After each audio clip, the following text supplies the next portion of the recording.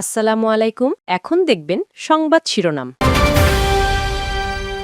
শেষ দিনে বিদ্রোহীদের প্রত্যাহারে নজর বিএনপি জোট মনোনীতদের। জামায়াত ঐক্যের ৪৭ আসনে জট খোলার অপেক্ষা। বিভিন্ন দেশের রাষ্ট্রদূত ও বিশিষ্টজনদের সাথে জামায়াতে ইসলামীর মত বিনিময়। সংস্কারের পক্ষে থাকলে যে কোনো দলকে সঙ্গী করার ঘোষণা ডাক্তার শফিকুরের। বিএনপি চেয়ারম্যান তারেক রহমানের সাথে আজও ৪ রাষ্ট্রদূতের সৌজন্য সাক্ষাৎ। নির্বাচনের পরিবেশ সহ বিভিন্ন বিষয়ে আলোচনা।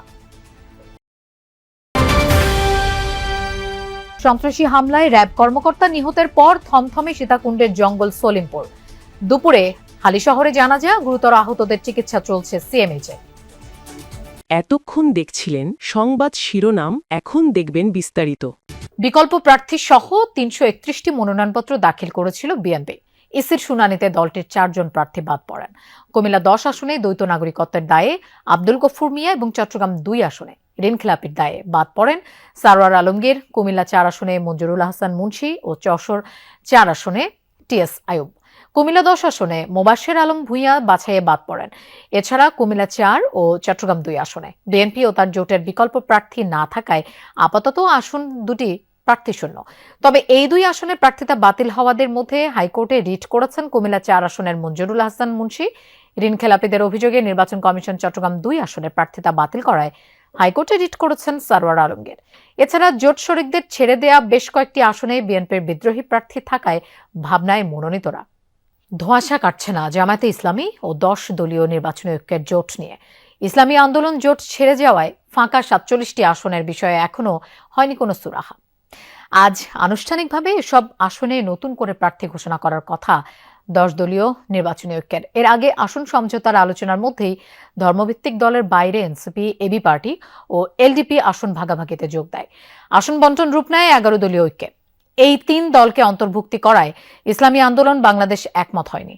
এতে আসন ভাগাভাগিতেও প্রভাব পড়ে। জোটের অন্যতম প্রধান দল ইসলামী আন্দোলন বাংলাদেশ ১০০ আসন থেকে ৫০-এ নামলেও জামায়াতের সাথে আপোষ রফা হয়নি, ফলে জোট থেকে বেরিয়ে আসে তারা। আসন্ন ত্রয়োদশ জাতীয় সংসদ নির্বাচনের প্রার্থিতা প্রত্যাহারের শেষ দিন আজ। কাল চূড়ান্ত প্রার্থী তালিকা প্রকাশের পাশাপাশি প্রার্থীদের প্রতীক দেয়া হবে। আজ নিশ্চিত হবে চূড়ান্ত প্রার্থীর সংখ্যা। কাল প্রতীক বরাদ্দ পাওয়ার পর ২২ জানুয়ারি থেকে পুরো দমে প্রচারণায় নামতে পারবেন প্রার্থীরা। এবারের নির্বাচনে প্রতিদ্বন্দ্বিতা করার জন্য মোট ২৫৬৮টি মনোনয়নপত্র জমা পড়েছিল। তবে রিটার্নিং কর্মকর্তার প্রাথমিক বাছে ৭২৩ জনের নাম বাদ পড়ে। এই সিদ্ধান্তের বিরুদ্ধে ইসিতে আপিল করার সুযোগ পাওয়ায় ৬৪৫ জন আবেদন করেন, যার মধ্যে ৪১৯ জন তাদের প্রার্থিতা ফিরে পেয়েছেন। অন্যদিকে রিটার্নিং কর্মকর্তার বৈধ তালিকায় থাকা ৬ জনের নাম আপিল প্রক্রিয়ায় শেষ পর্যন্ত বাতিল হয়ে যায়।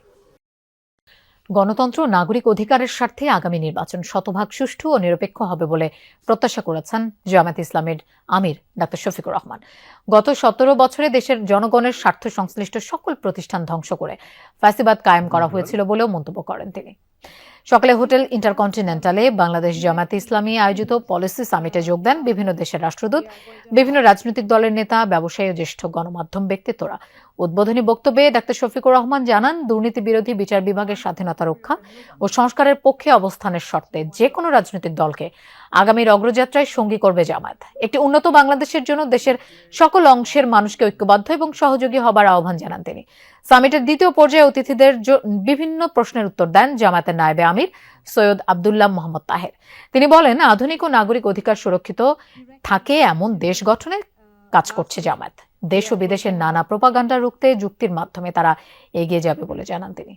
৩টি সেশনে আসলে এই সামিট অনুষ্ঠিত হচ্ছে। এই সামিটের মাধ্যমেই আসলে আসন্ন নির্বাচনে যদি জামাত ক্ষমতায় যেতে পারে তাহলে দেশের পরিবর্তনে আসলে তারা কিভাবে ভূমিকা রাখবেন তার সঠিক একটা কর্মপদ্ধতি পরিকল্পনা আসলে দেশের সামনে তুলে ধরার জন্য তাদের এই প্রয়াস। একটু যদি বলে রাখি, শুরুতেই আসলে জামাত আমির কথা বলেছেন, সেইখানেই তিনি তার উদ্বোধনী বক্তব্যেই আসলে বিএনপি চেয়ারম্যান তারেক রহমানের সঙ্গে সৌজন্য সাক্ষাৎ করেছেন রাশিয়া এবং বাংলাদেশে নিযুক্ত নর্ডিক অঞ্চলের রাষ্ট্রদূতরা। সকালে বিএনপি চেয়ারম্যানের কার্যালয়ে এই সাক্ষাৎ অনুষ্ঠিত হয়। এতে অংশ নেন নর্ডিক অঞ্চলের সুইডেন, ডেনমার্ক ও নরওয়ের ৩ রাষ্ট্রদূত।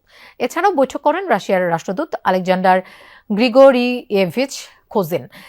সাক্ষাৎকালে রাষ্ট্রদূতরা খালেদা জিয়ার মৃত্যুতে শোক ও সমবেদনা জানান। একই সাথে স্বার্থ সংশ্লিষ্ট বেশ কিছু বিষয় নিয়ে আলোচনা হয় সভায়। পাশাপাশি আসন্ন ত্রয়োদশ নির্বাচনের পরিবেশ ও দেশের নিরাপত্তা সহ বিভিন্ন দিক নিয়ে কথা হয়। এ সময় আগামীর বাংলাদেশ নিয়ে বিএনপির পরিকল্পনা তুলে ধরেন তারেক রহমান। এই নির্বাচনে নির্ধারণ হবে দেশ উদার গণতান্ত্রিক হবে নাকি উগ্রপন্থী রাষ্ট্রবিরোধীদের হাতে যাবে, এমন মন্তব্য করেছেন বিএনপি মহাসচিব মির্জা ফখরুল ইসলাম আলমগীর। দলের প্রতিষ্ঠাতা জিয়াউর রহমানের জন্মবার্ষিকী উপলক্ষে সকালে আলোচনা সভায় কথা বলেন তিনি। জানান, অনেকে নির্বাচন হতে দেবে না বলে হুমকি দিচ্ছে। তারেক রহমান নাগরিকের জীবনমানের উন্নয়ন, গণতান্ত্রিক ও শান্তি সৌহার্দ্যের বাংলাদেশ গড়তে চায়। উল্লেখ করে মির্জা ফখরুল বলেন, একদল সারাক্ষণ মারামারি উস্কানিমূলক বক্তব্য দিচ্ছে, আর তারেক রহমান দেশ গঠনে নিজের পরিকল্পনা তুলে ধরছেন জাতির সামনে। বলেন, আজকে যে সংস্কারের কথা বারবার বলা হচ্ছে, বিএনপি সেটি 2022 সালে বলেছে। বিএনপি সংস্কার ও হ্যাঁ ভোটের পক্ষে আছে, বিপক্ষে প্রচার করে বিভ্রান্তি তৈরির চেষ্টা করছে আরেকটি দল। চট্টগ্রামের সীতাকুণ্ডে অভিযানে গিয়ে সন্ত্রাসী হামলায় র্যাব কর্মকর্তা নিহতের পর থমথমে জঙ্গল সলিমপুর এলাকা। গুরুতর আহত তিনজনের চিকিৎসা চলছে সিএমএইচে। র্যাব জানায়, একটি আভিযানিক দল সোমবার বিকেলে জঙ্গল সলিমপুরে অভিযান পরিচালনা করতে যায়। এ সময় তাদের উপর অতর্কিতে হামলা চালায় সন্ত্রাসীরা। গুরুতর আহত হন 4 জন র্যাব সদস্য।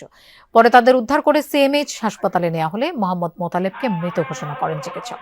তিনি র্যাব 7-এ উপ সহকারী পরিচালক হিসেবে কর্মরত ছিলেন।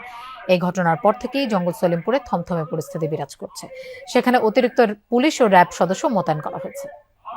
আমরা নিরাপত্তা চাইতে যেত, এখানে মাদক ব্যবসা থাকতে পারবে না, সন্ত্রাস থাকতে পারবে না, চাঁদাবাজি থাকতে পারবে না। আমরা শোনার পরে এবং মোবাইলে দেখি, টিভিতে দেখি, খবরে দেখি 2টা মানুষই অসুস্থ মেডিকেলে। তো এখন ঘটনা হয়েছে যে আমরা চলাচল করতে রোড থেকে, তাই আমাদের শরীর কাঁপতেছে।